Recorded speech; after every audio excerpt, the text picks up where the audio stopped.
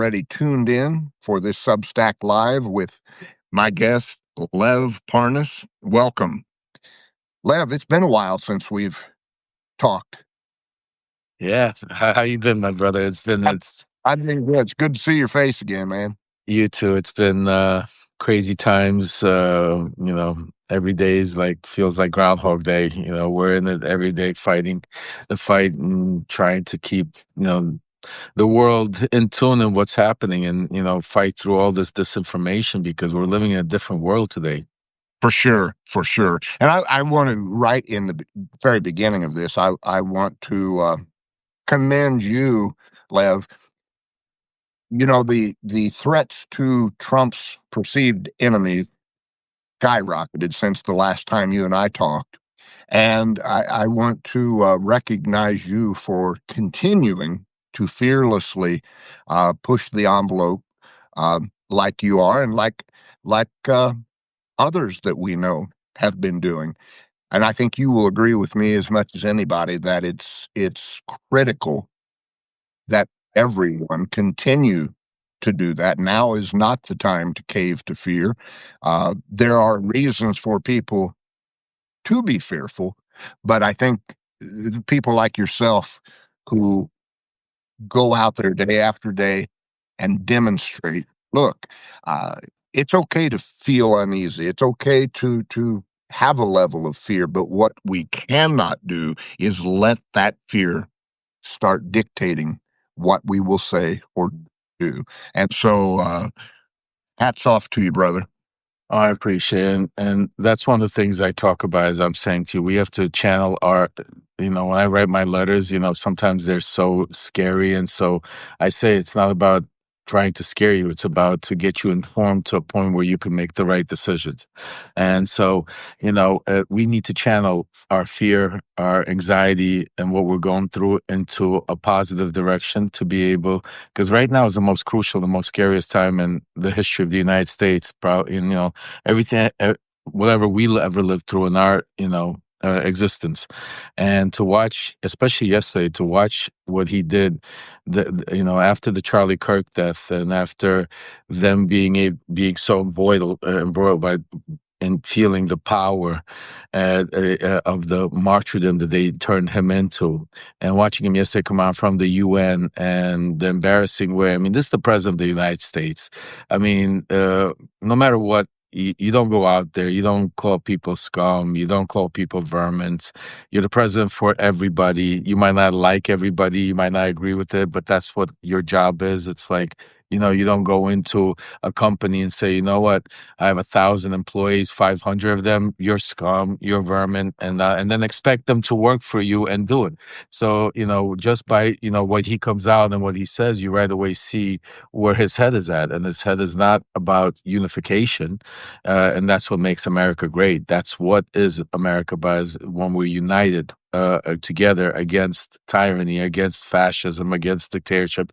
Instead, he's doing Putin's bidding by, basically destroying our institutions, causing division, and doing that because the main thing that this is all about is Project 2025. Because you could spin it left, you could spin it right, you could talk about, but at the end of the day, what's really taking place right now, and the scariest part of it, is that you've seen already the mask come off. You've seen the real leaders like Stephen Miller, little Gerbil that we call him, coming out there spewing his, rhetoric, and trying to go out there and push under these tragedies, under these killings, under these things that are happening, push Project 2025, because the whole plan is to keep him in power forever, because they understand when the midterms are coming up that they're going to get crucified. They understand that that there's going to be a lot of accountability and a lot of that's going to take place, and that's why they understand that this is a fight for not just their ideology, but it's a fight for their freedom. Absolutely. And that's an important thing to remember. And I think people in general uh, do hold this in mind, but sometimes we need to ground ourselves back to that point for a moment and realize what you just said. This is at the core as an individual, and we know that's really who Trump only ever thinks about is himself. This is about his freedom. The Supreme Court handed him a supreme gift with the decision that they made about presidential immunity. He knows the gig is up when he's no longer in power. And I think you would agree that the only way he wants to go out of the White House is feet first, right? As long as there's breath left in him, he does not want to face what could come post presidency. There's so many things I want to talk to you about today. Let's start with this one. Let's start with Trump's sudden apparent pivot on Ukraine and how much. I posted something last night that was, I won't quote the whole thing, and I don't think I could anyway, but I posted something along the lines of be careful buying into this pivot. Uh, what are your thoughts on that? Well, Jack, you're a smart man, and you've been following. That's why you said right away, "Be careful," and that's the first thing I wrote and told everybody. It's disgusting to watch how we have mainstream media running around. You have all the pundits out. It's like everybody's out. Substack is full. X, Blue Sky, everybody's out there talking about how he's going to be tough on Russia. He's finally waking up, and you have all of these ex-ambassadors out there talking about how now this is what's going. And I'm like, are you people crazy? Are you really? This is the proper. I mean, we were just there literally 3 weeks ago. 2.5 weeks ago, we were at the same exact point. We were in Alaska. You were doing the same exact thing. And then right after Alaska, the next day, he had all the world leaders groveling at his feet in the Oval, talking about, stopping, walking away, calling Putin, telling him that I got you, you and Zelensky, Putin, Zelensky gonna meet. I got this done. It's a done deal. See you later. Game over. And now we're back here. And then, and they're still doing it. So 180.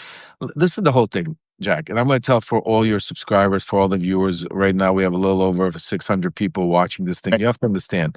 The most important thing is if you know me, if you've been following me, if you subscribe to me, if you know, the one thing I tell everybody and all of my subscribers is don't listen to the rhetoric, follow what they do. Look at the action. Right. Okay, if Donald Trump really wanted to do any of these things, he would have came out and he would have basically said this. Like he has. He would have had the Oval meeting. He would have had the documents prepared to sign. And he would have said, breaking news, I am putting sanctions on Russia. I am putting tariffs on these companies. I am doing these sectionary. And I am, which he doesn't, this is the crazy part, folks. He doesn't even have to give weapons to Ukraine because now Europe wants to buy them. Ukraine is actually sitting on $50 billion, saying we were wanting to buy weapons, which would give America probably the biggest weapons contract deal that they ever did. And Trump is not sending it to them.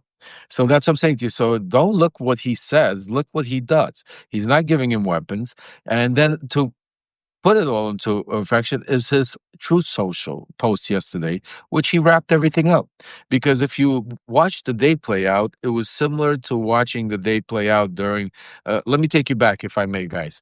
So if you remember, he went him at the Oval when he had all the leaders there groveling at his feet. Remember how that day played out? You had all day leaks coming out that Trump is shifting towards Ukraine, that the leaders are together. They're talking about security, boots on the ground. You had all of these things going on all day, these press. And I was screaming and saying, stop, this is not happening. Literally, within 24 hours since that stopped, everything stopped. Russia came out and Putin said, listen, not meeting Zelensky. This is all nonsense. This is all bullshit. And it all came to an end. And now you have the same exact thing playing out where you all day yesterday, he's meeting with them and you have questions. Should President Trump, should NATO respond to the attacks? Absolutely, NATO should. But then there's a follow-up question. Is America supporting NATO? That depends. Right. Depends on what? The first part of NATO, the origin of NATO is one for all for one. That if you attack one NATO country, you're attacking all. Article 5. That is what so what does it depend on? So he's basically saying, yeah, you guys could go, shoot down, absolutely. So he's not giving you. I said again, watch what he does, not what he says. And then he puts out this Truth Social post where he basically, towards the end, I mean, he goes into all of this saying that no, Russia's economy, this is all strategical played out, because just like you have the Russians, Peskov coming saying they're not a paper target, this is all worked out, folks, because Russia, they're talking to their public. Trump is talking to his public. The other, it's not, this is all like theatrics to make each leader it look like they're tough on each other. But their actions, look what their actions are. When Putin says we're thinking about peace, he sends more aggressive ammunition attacks onto Ukraine. Opposite. When Trump talks about we're gonna, send them weapons, then all of a sudden you have breaking reports saying that Trump's limiting sending weapons to NATO, or Hexec is pulling him back. I mean, so it's opposite of everything they say. And the bottom line is he ended off his Truth social post yesterday by wishing them good luck. He said, you know what? Good luck.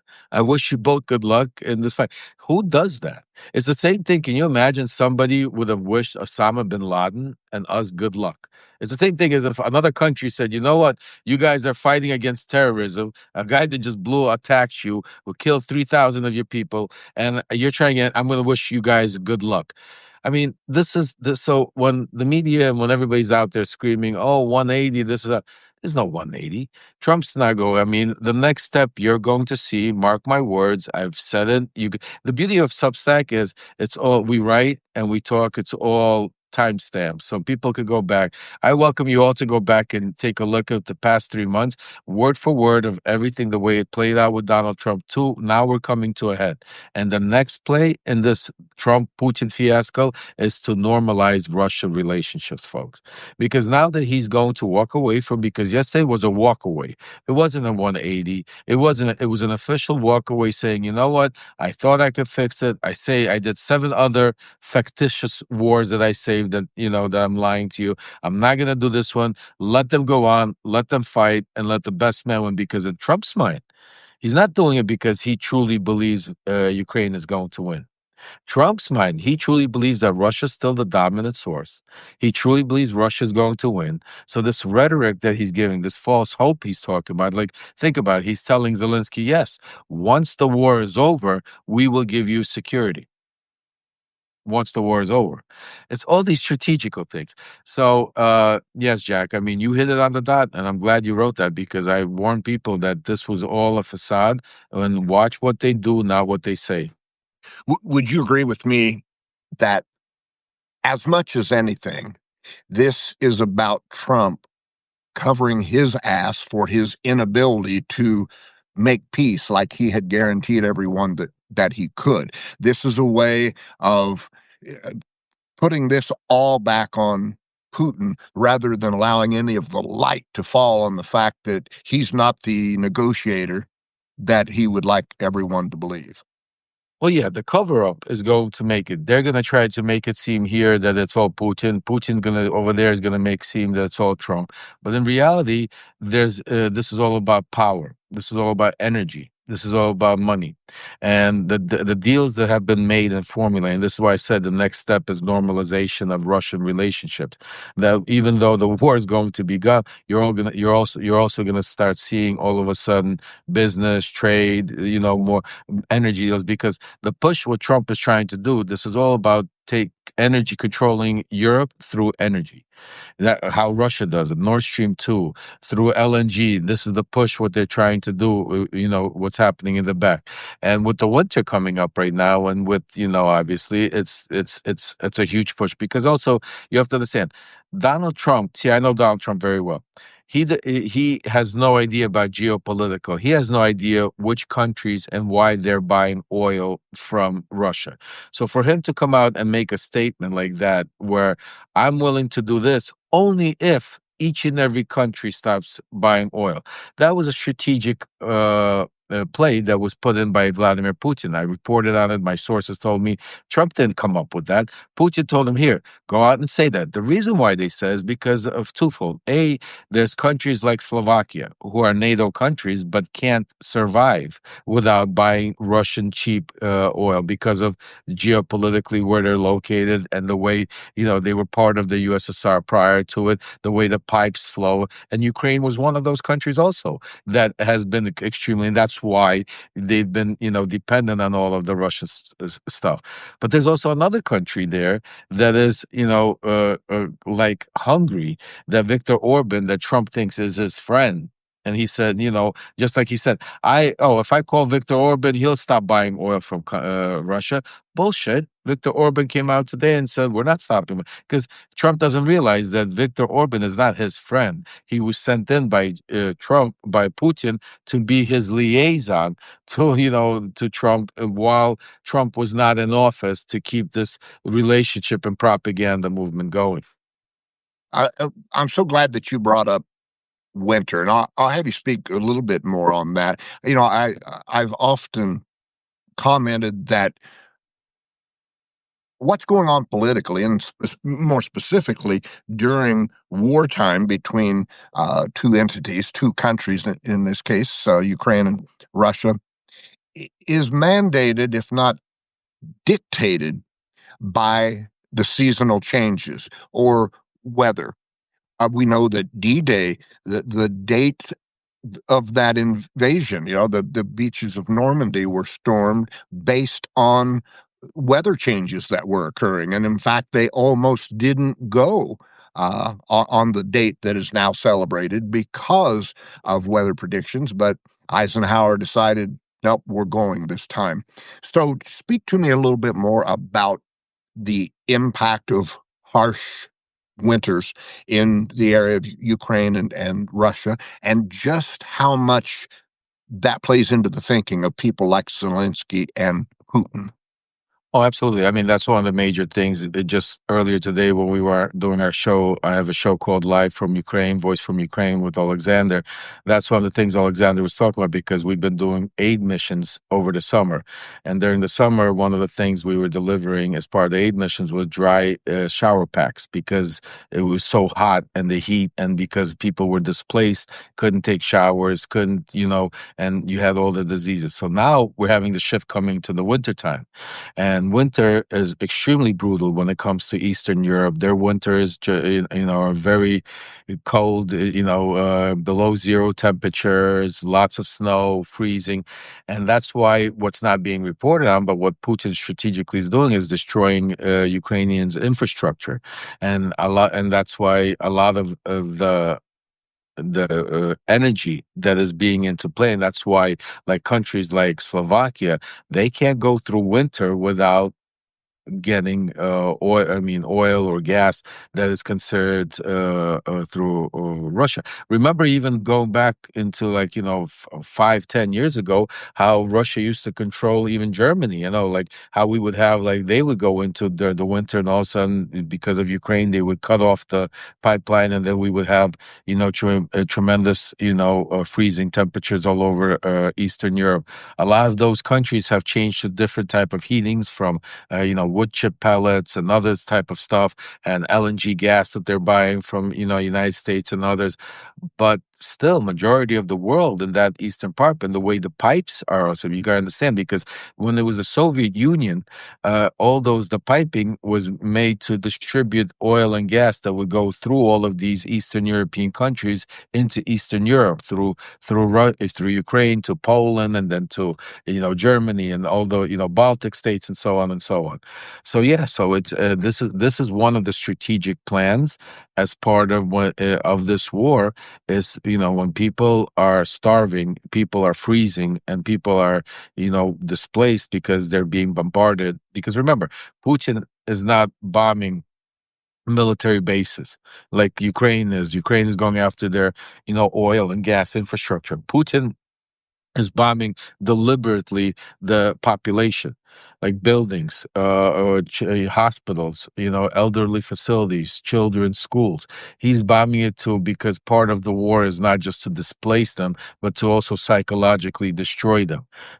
So winter is a very, very brutal part of the war, and that's why right now, what I'm hearing from my sources that the attacks are only going to intensify, and they're what Trump did today, yesterday, and the walking out and at such a crucial time, right when winter's coming, and is a very big factor in what's happening.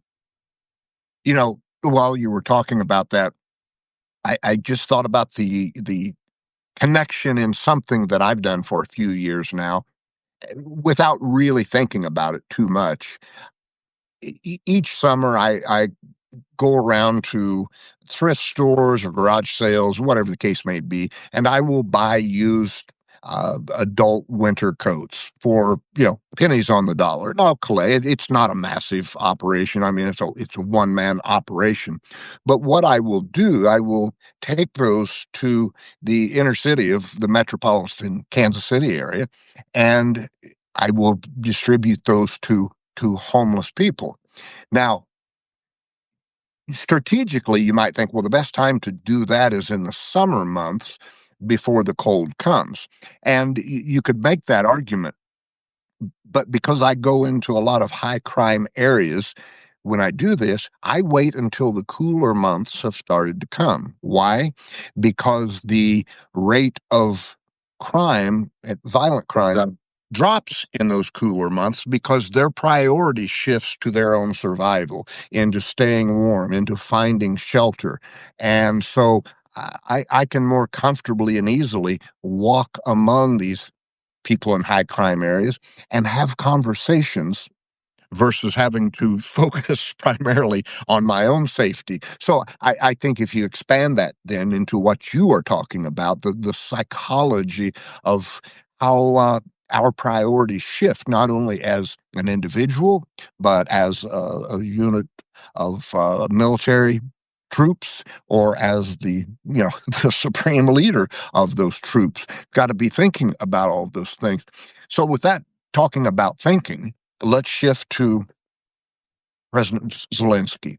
Now, if anybody was just reading the headlines yesterday, or comments made by Zelensky, it might appear to them that Zelensky is incredibly enthused and excited and jubilant about these comments that Trump has made. Now, I'm going to defer this to you. First, I'll just tell you my opinion on this. Zelensky is not an idiot.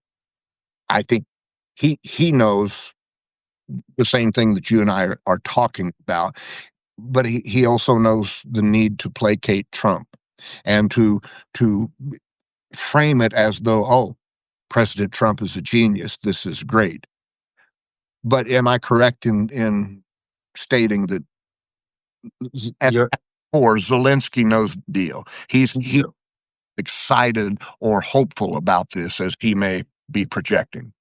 You're 100% right, Jack. Listen, the one thing that not only Zelensky, but all the world leaders, and not only world leaders, businessmen, criminals, everybody has figured out, because it's like, Donald Trump has put it on his forehead as basically, I'm transactional.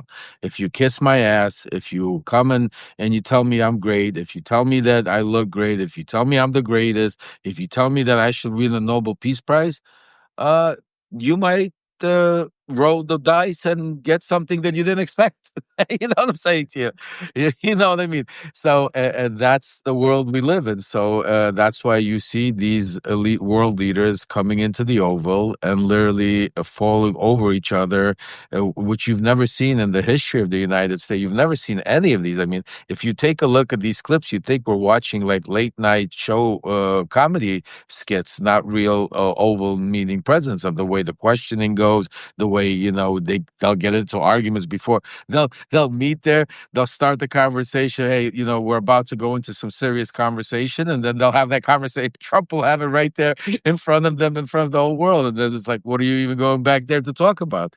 So yeah, I mean, The fact that we're watching and everybody in Zelensky, they know. That's why I write about it. I say, look, Ukraine, the Europeans, they all understand that they're on this fight alone, but they also understand that and believe in American values. They understand that, and their hope that what they're watching play out is temporary, and that eventually Trump will be gone. Eventually, we will get a Democratic leader back in power that will be a president for all, and will try to rein this in. They also understand that Putin is playing Trump. They also, and they're hoping that maybe that at some point Putin that plays Trump to such a point that Trump might reverse himself, might because they also understand that Trump is an emotional, reactionary person, not strategically thinking person. So it's not like he's going to go back and sit there and try to figure out how to respond. That there could be they're hoping that tomorrow Putin might say something Trump doesn't like, and all of a sudden he'll turn around and say, you know what, here's send the Patriots to Ukraine, let's say, which he could possibly do because you're dealing with such a narcissistical person. So they're playing him like a fool. They're leaving, and that's smart to leave that little olive branch out there hoping. But in reality, again, I say watch everybody's actions, not their words. Zelensky, Macron, they're all talking about, Macron's running around New York City calling Trump saying, I can't get through. Zelensky's praising him that, this is the best meetings we've had. Trump's feeling great, thinking that, oh, look at these suckers. They're praising me, which I didn't give them anything. And it's all theatrics to the world. But in the meantime, uh, Zelensky and the Europeans are preparing for real war. Ukraine is in a war. Europeans are starting to put messages out, starting to get rations, telling their people to start putting away diapers and all that stuff. This is stuff that's not being reported here in the United States, but is actively being done. So, like I said, look at their actions. They're preparing for it. Same thing with the Russians. Yes, they talked about that the news just ago. The news reported that there were drones that went into Poland, and that was like a literally which should have been breaking news nonstop. I mean, you had NATO planes shooting down Russian drones, 19 of them. Trump talking about saying, "Oh, it's no big deal, probably a mistake. 19 drones, probably a mistake." But there's all the other things that are happening right now that's not being talked about. That Russia keeps pushing into Romania, into Moldavia, into over other airspace where they're sending drones and threatening these countries, saying that these drones are going back into Ukraine. So watch the strategic how Russia's playing the game. They're sending drones that are flying over NATO countries that are meant to go back into Ukraine and strike Ukraine. So, but like, what country is going to want to have drones? They don't know that. What if that drone comes and hits one of them? So they have to shoot it down. But then Russia threatens them, says if you shoot down our planes or our drones, that's an act of war. And do you think part of Putin's strategy in this, I mean, not questioning whether this is his primary strategy, but part of his thinking is that each time this happens and there's no action, no harsh decisions or words by Donald Trump, that it further displays Trump's weakness to the world, which plays to Putin's advantage. That by sending these drones in and pushing the envelope and creating the international threat that it does, that in a normal world with a normal president, there would be backlash from the president of the United States. But when there is none, all Putin has to do is sit back and say, "Look at this fool." So I'm going to give you a little secret Sure. to all of you guys so you understand.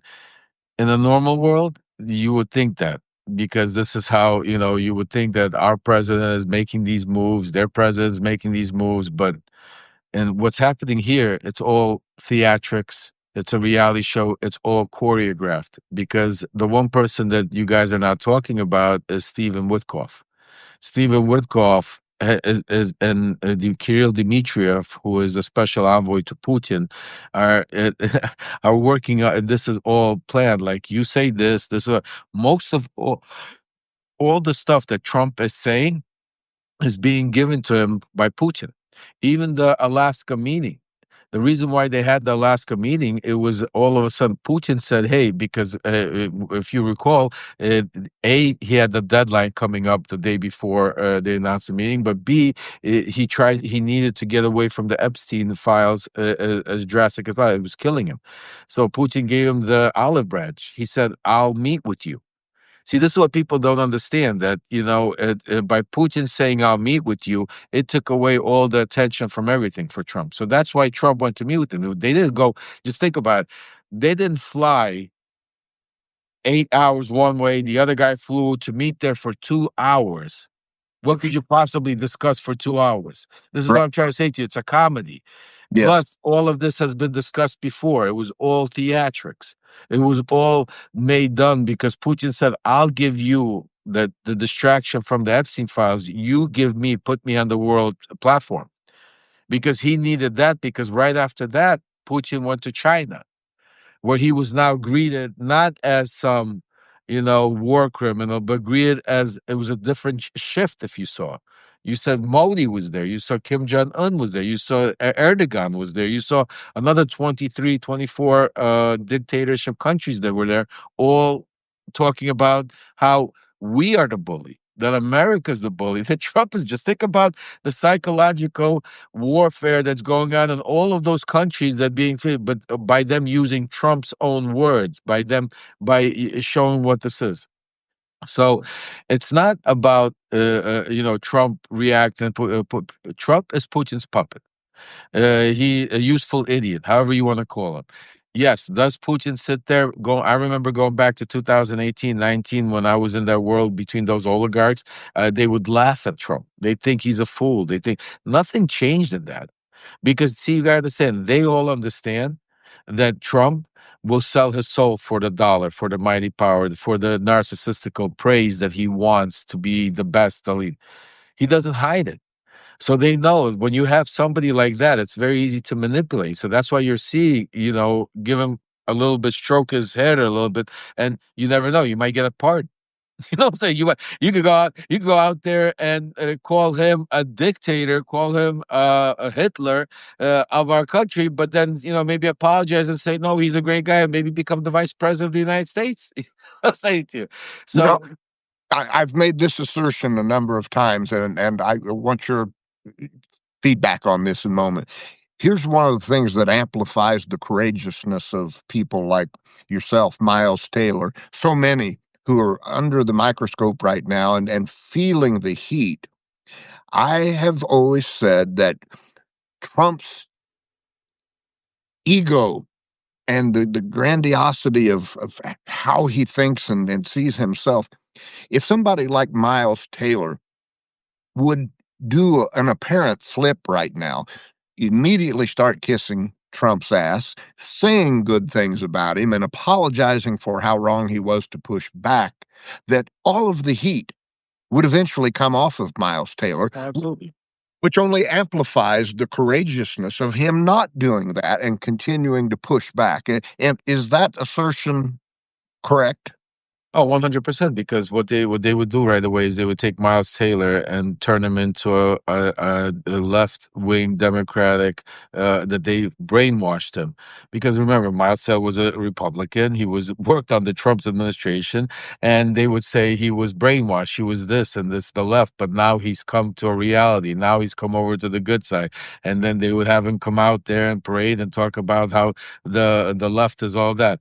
And absolutely. And by the way, I know Miles very well. Miles is a good friend and a fellow whistleblower, and I support Miles 100%. I've had him on my show. We've spoken about the fact that Donald Trump signed an executive order to go after Miles Taylor and Chris Krebs is unheard of.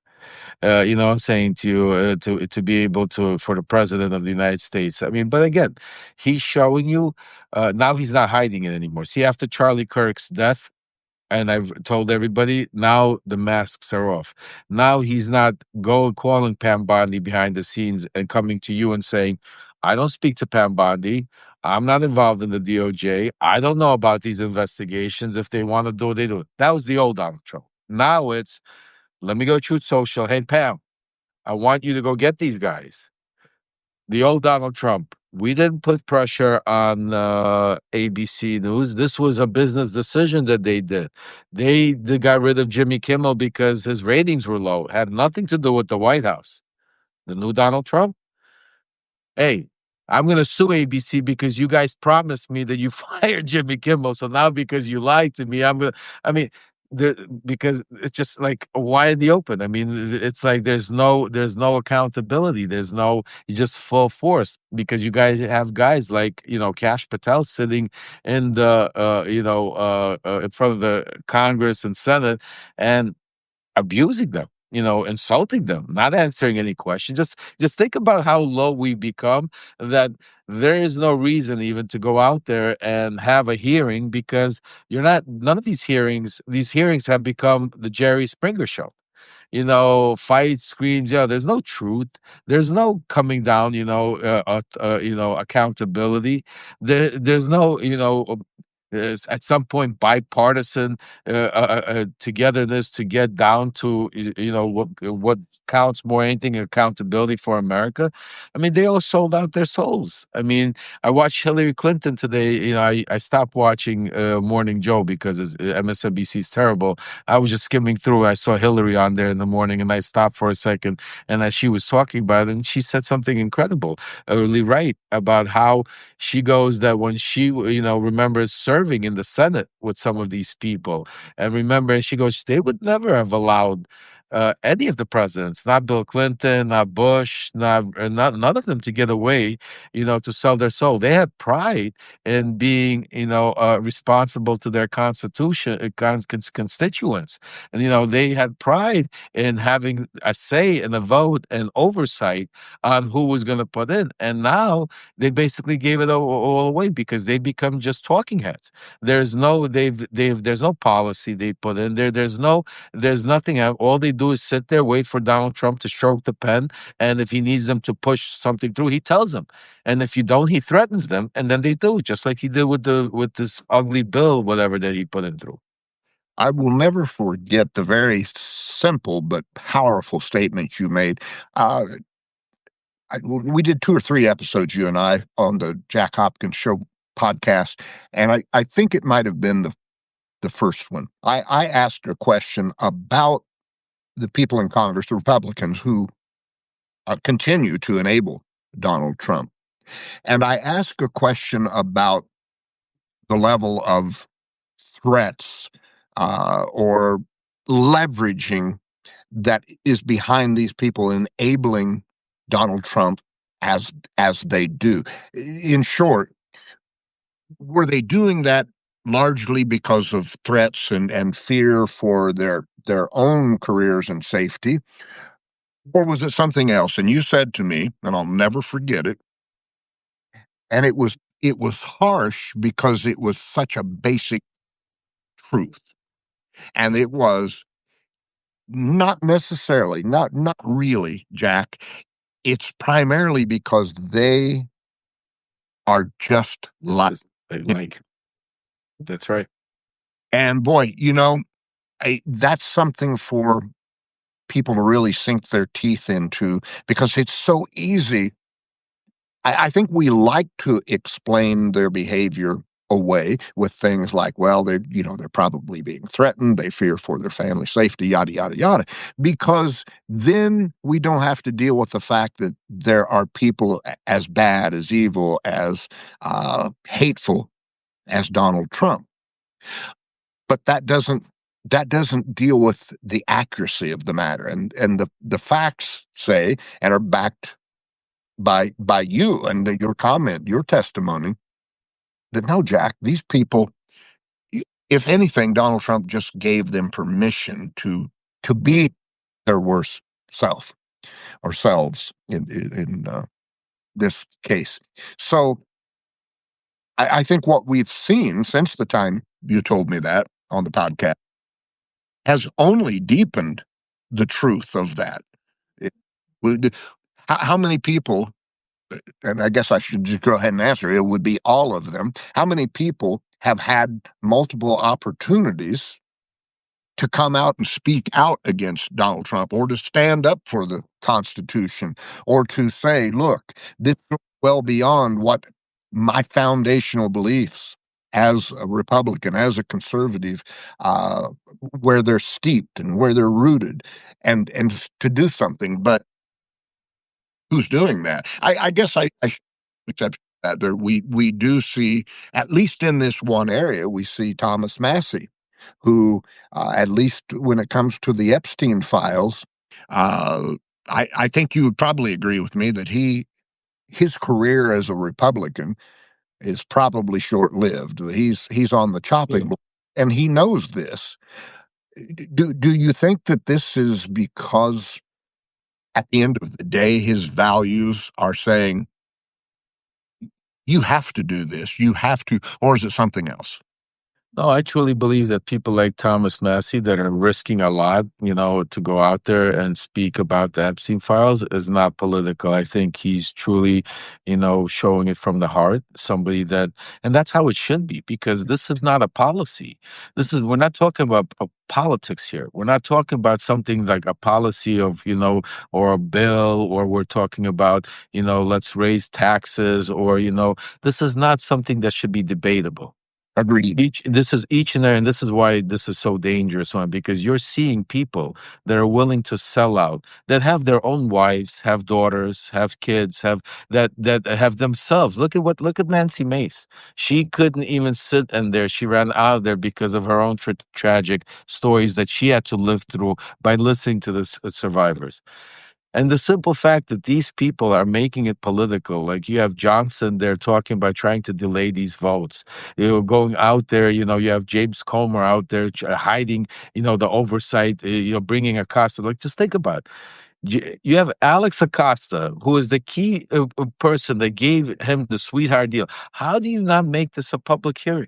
How do you not put him in front of the public to hear, for the whole world to see him being grilled? And how do you bring him in and you put him in a basement so you could then formulate the narrative?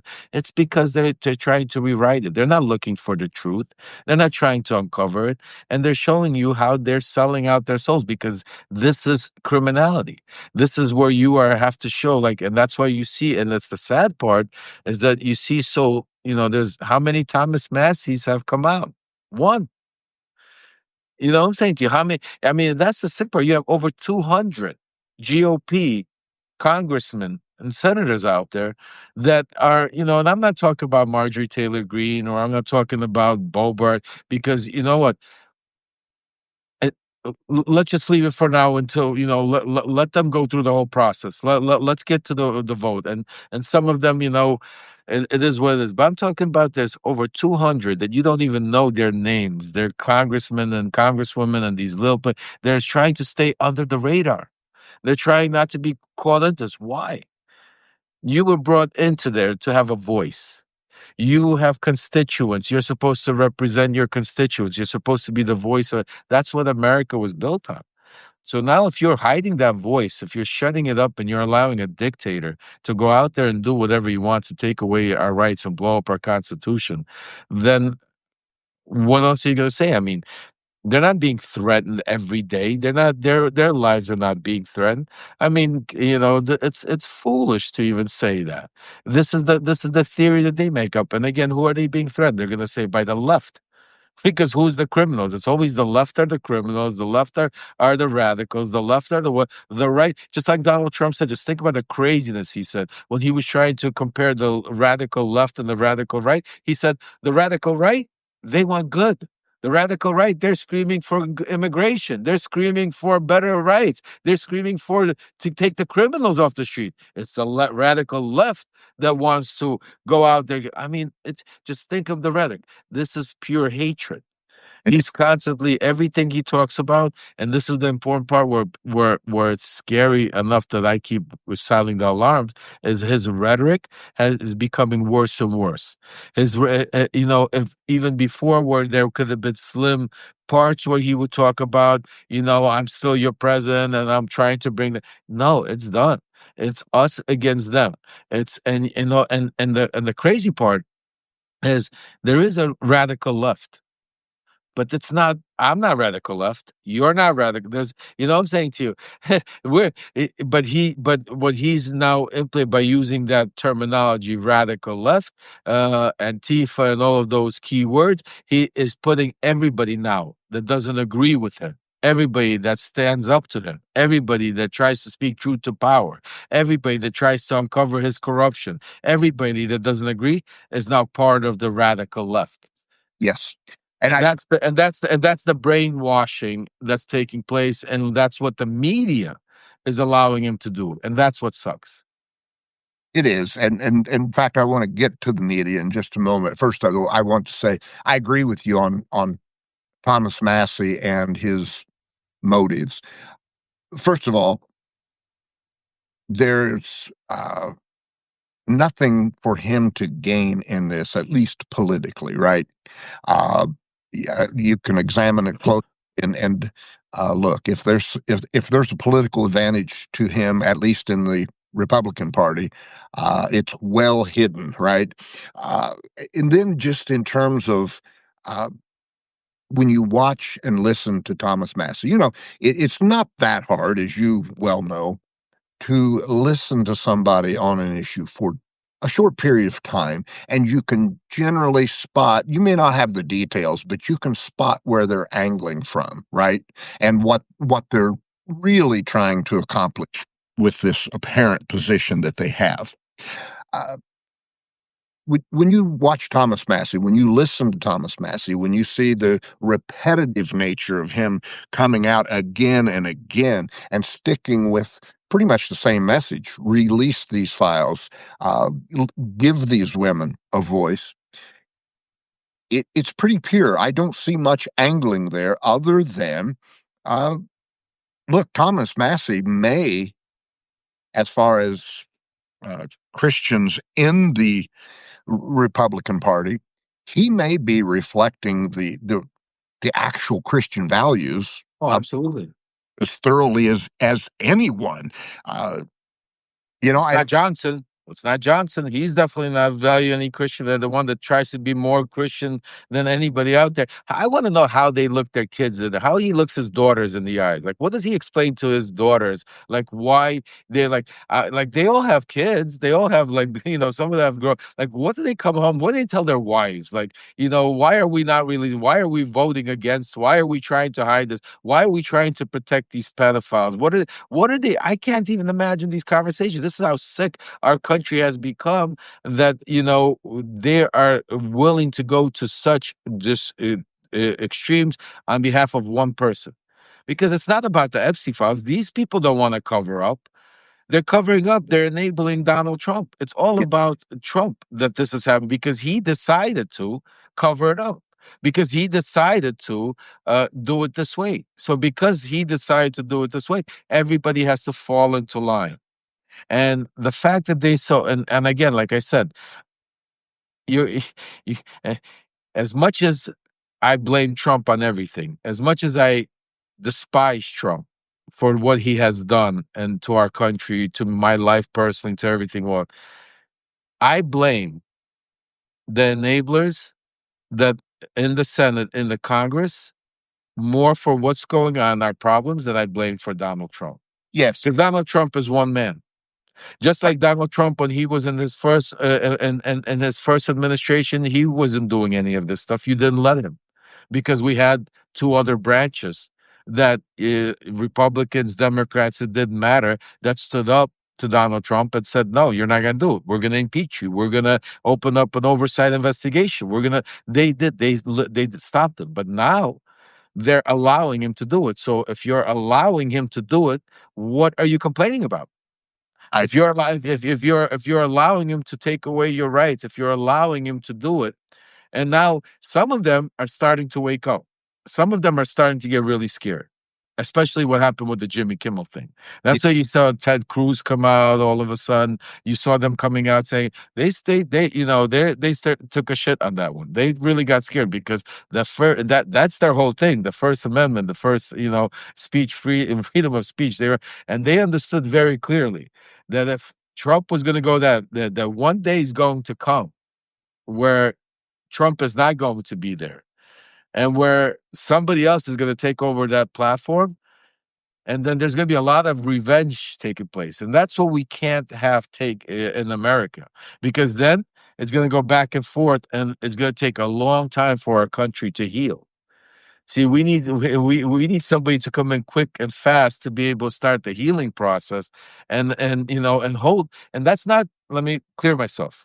I'm not saying not to hold the ones that did this accountable. Absolutely. Right. But there's a difference between accountability and about going on a revenge tour about everybody. So that's the difference. That's what Donald Trump is doing. There's a difference to hold the guilty accountable of what they did.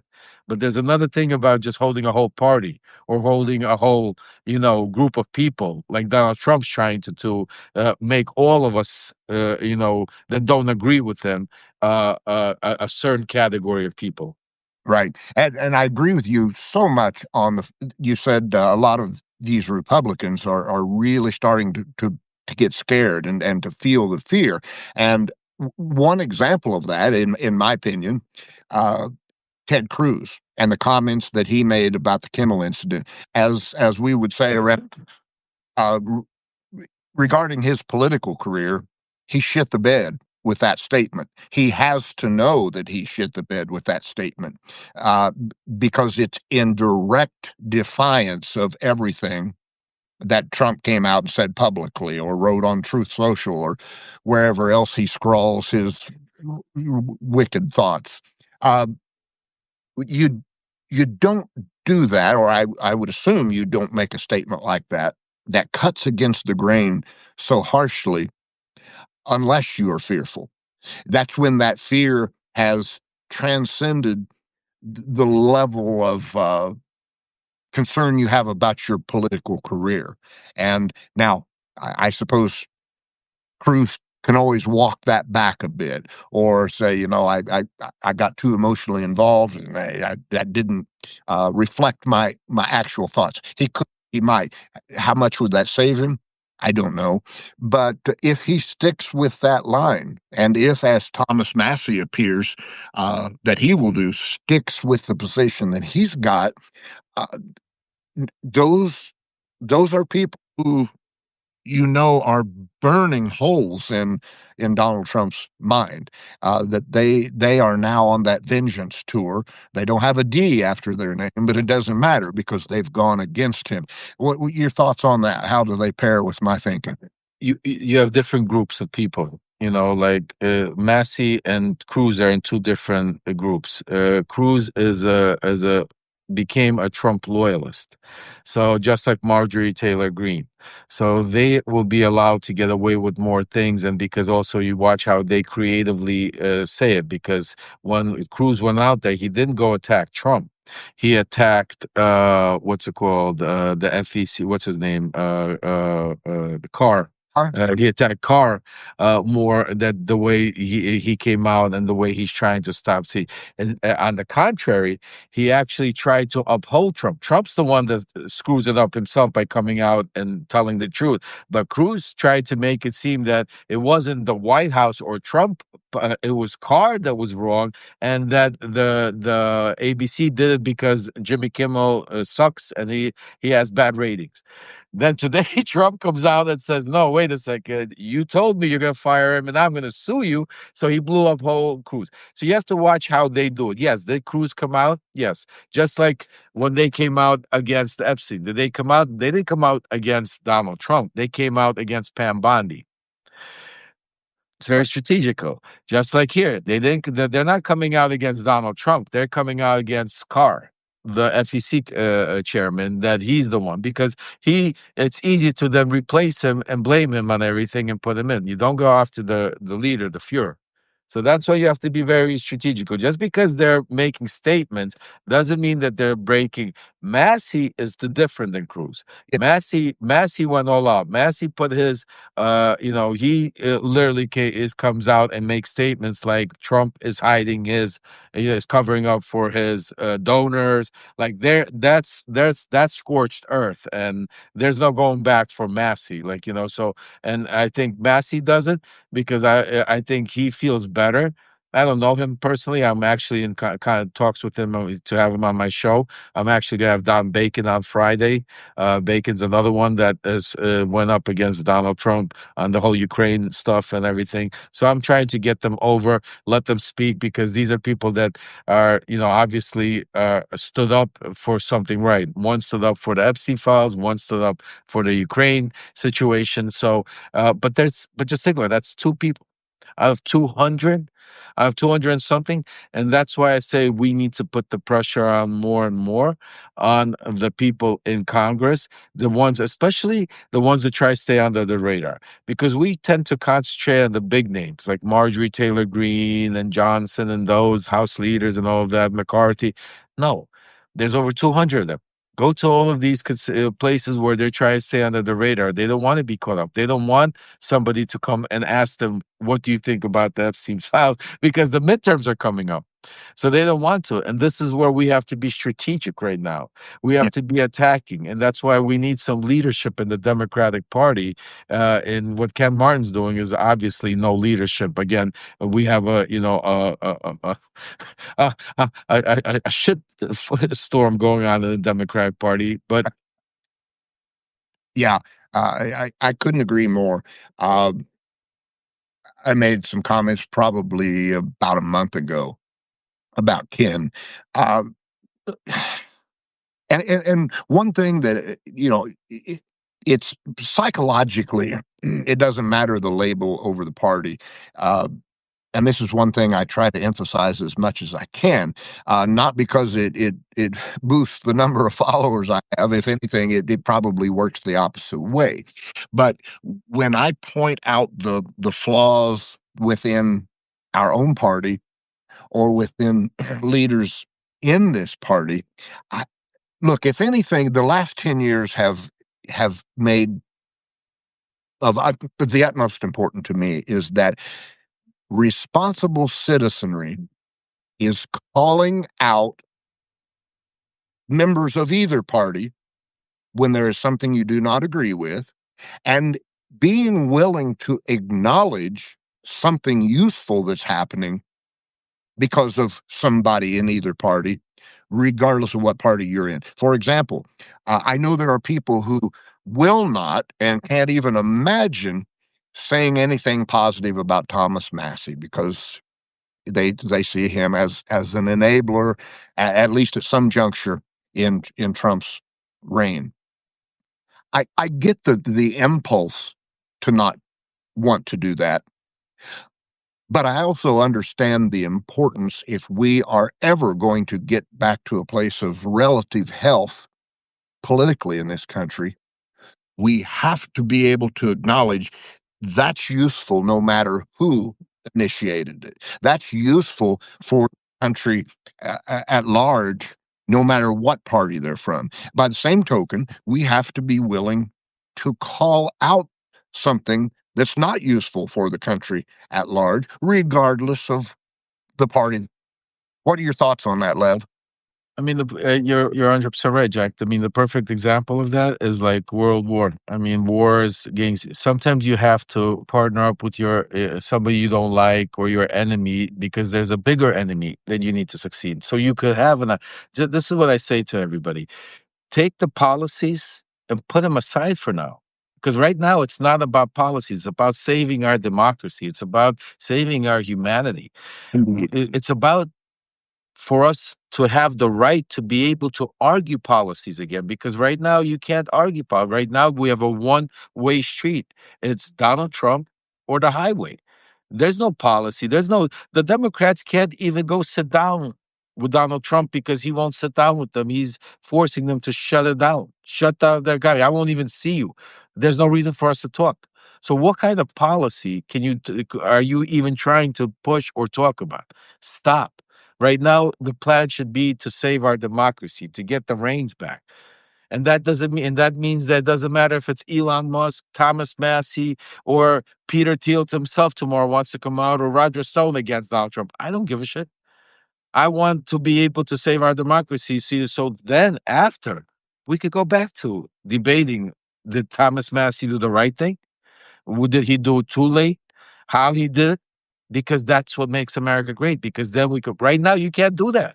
You can't conversate and give your opinion that doesn't go with what the right or Donald Trump or MAGA world is talking about, because you are an outcast and you are becoming somebody that they're trying to transform you. So right now, I tell the Democrats, stop with the policies. Right now, we have to join forces together as Americans, as human beings, as individuals, to go out there and save our democracy, save our country. So this way we could then go back to disagreeing, go back to arguing policy, go back to debating. Because right now we don't have any of that. We have no debating, no arguing, no nothing. We have a one-way street. It's either you agree with Donald Trump, and if you don't agree with Donald Trump, then he's going to send the DOJ after you. He's going to send the FBI after you. He's going to sue you. He's going to censor you. He's going to shut you down. He's going to do whatever it takes to shut you down. That's where we're at right now. So what policy can anybody even think about talking right now? I'm sorry. It just pisses me off, because right now we shouldn't be talking about Massey. If Massey's willing to stand up and right now, look, if I'm willing to sit here and talk that Marjorie Taylor Greene say that she's doing the right thing, standing up for it, that doesn't mean I agree with Marjorie Taylor Greene. That doesn't mean that I agree with 99% of the things she said. But right now, if she is willing to come to the right side to help us, and if that's what it's going to take to save our democracy, I'm going to accept her. And then once we save our democracy, I'll be right back fighting and saying, you take your space laser and shove it up your ass. You know what I'm saying to you? But right now, what's the point? It's the same thing as if right now I would come out, and that's what you know what? I should stop because I'm ranting, but that's why I'm pissed off at like Kamala Harris and all of them with these books they're writing right now coming out. What the shit is that? Like, do you know how much shit I have on all these people? You know how much shit I could come out with and talk about, how many books I could write on the Bidens, on this, on that, on the other thing of what I've witnessed on. But what good does that do? How does that help us? There'll come a time for this. That's why I say right now we shouldn't be Jack Tapper running around books talking about, now Kamala Harris is writing about how this one is that. How does that help save our democracy? All you people are doing is giving basically Donald Trump and MAGA more ammunition to say, I told you so. You see what I did? They were hiding. They were lying. Now, you see, they're trying to sell books and telling you the truth. Because if you put on Fox, that's all they talk about. Right. And before we go, because I mentioned that I wanted to earlier that I wanted to talk about the media uh, before we ended for today. So we'll kind of wrap up with this. Um, a couple days ago, it's nothing new, but but yet it was something new. It was just a different level for me, and I'll preface this by saying MSNBC was far from the only network airing either segments or portions or the entirety of certain aspects of the Charlie Kirk memorial. But the fact that I flipped on MSNBC and for extended periods of time, I saw only RFK Jr. spewing his bullshit on MSNBC, or Trump, or any number of the people who are telling dangerously documented lies and continuing to do so on this free airtime that is being given to them by these networks. And I was furious. I was furious. Now, I've got to acknowledge, so that it's clear that I'm not an idiot, or at least on the level somebody might think I am. I understand that a network is a business. I understand that the number one priority of a business is to generate a profit, and that they have to think about and answer to their their board and any number of people. I understand that. My question is, at what point, if any, do the stakes get so high that somebody's willing to take a step back? We're making money. How much more money do we have to make before we realize that the country and democracy and freedom is more important than another number in the Well, this profit column? well, this is the sad part, Jack, because if you think about, like organizations like CNN, MSNBC, and these news networks, they were originally the idea of them, and they were built there to not to chase clicks, to chase stories, but to bring the truth, to bring to uncover the corruption, to bring the stories that the people need to hear, not to be, yes, you have some talk show hosts that are partisan one way or the other, but primarily all of these networks were put together to bring you unbiased, unfiltered, direct news. And what has transpired over the past 8, 9, 10 years since Trump has come into this stratosphere, he's changed them. He has trained them and turned them into media whores, or where they're chasing clicks. They're willing this is what I'm saying to you, is they're willing to change the news cycle 3, 4 times a day Yes. because Donald Trump will come out and say something ridiculous. Like Donald Trump could come out today and say like he's going to stop showing Les Miserables or something like that, and that's going to be a breaking story what's it called, when it shouldn't be. Yeah, because they should concentrate on what's the important story of the day, not let Trump hide but they've become so trained to follow, what's that to be, because, they want the ratings. And what they don't realize is that's why they've lost the ratings. That's why they've diminished, because they've stopped being what they were. They stopped telling the truth, investigative reporting, journalism, and have become basically, no, I don't even know. I don't even know what the right word is, because I don't know how to call without, insulting him to such a point, because, they're just chasing that story without, and that's why I don't even go on any of these shows, on any of these channels to talk, because they don't want you going out there talking about actually what's happening. They want to get you a sound bite. They want to get you there for 2, 3 minutes to say a sound bite, and then to formulate it, and then to put it out there, so, and that's why independent journalism is so important. That's why the Midas touch, what you're doing, what my son Aaron is doing, is so dangerous and so important right now, is because Trump has already destroyed the media as we know it, by making them chase all these headlines, by going into all of this stuff. But he's also, understood that he's opened up a new wave of defiance, a new wave of the way media is being reported, which is called independent journalism, which has taken over. And that's why I say to everybody, it's extremely important to, we have a little over 1,400 subscribers here now, followers, or however, watchers.